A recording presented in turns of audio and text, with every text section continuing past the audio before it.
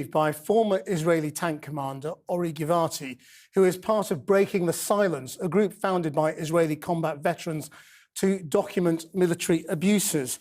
Thank you for joining us. Having served in the IDF, do you trust it to tell us the truth about what happened in this and all the other incidents it's been asked to investigate? Thanks for having me. Look, I think what we all have to understand is that killing of innocent people in Gaza happens every single day.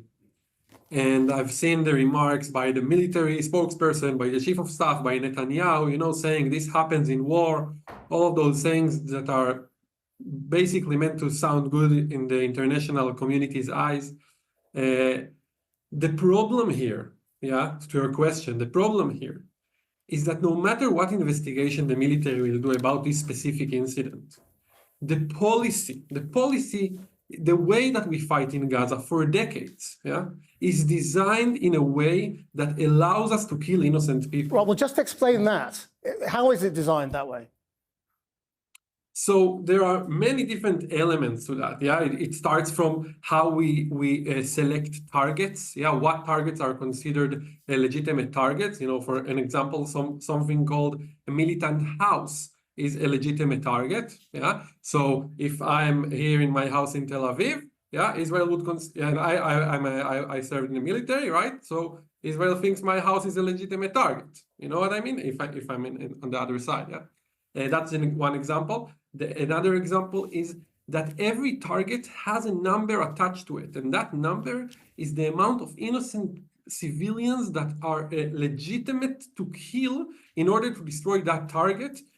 Mostly we're talking about as individuals, and I've just read a report that just came out now, like a few minutes ago, in The Guardian, about an AI system that selects the target. So the examples for that, I can talk about the different examples for hours. But what we all have to understand is that the way we fight in Gaza allows us to kill innocent people, and we can always say it was a mistake here and the commander did this there and so forth, but we have to understand that the problem is much, much broader. And what are you told in training about how, because these are young people often, very young people doing military service, what are you told about the killing of civilians?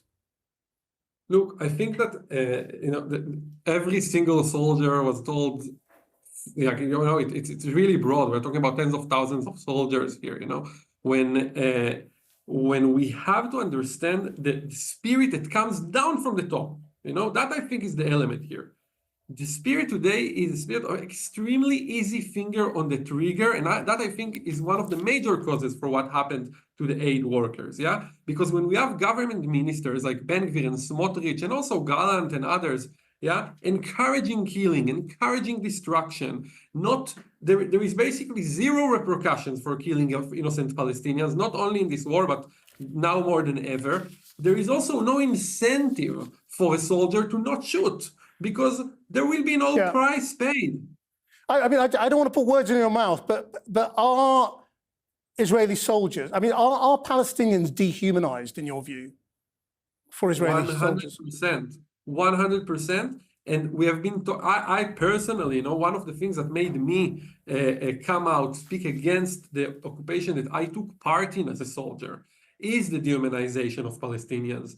And it starts decades ago. It's not new for the last few months.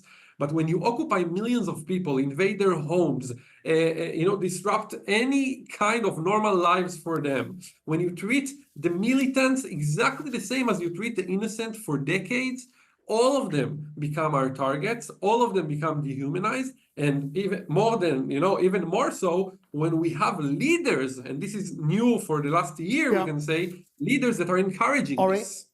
Ori Givati, thank you very much indeed for joining us.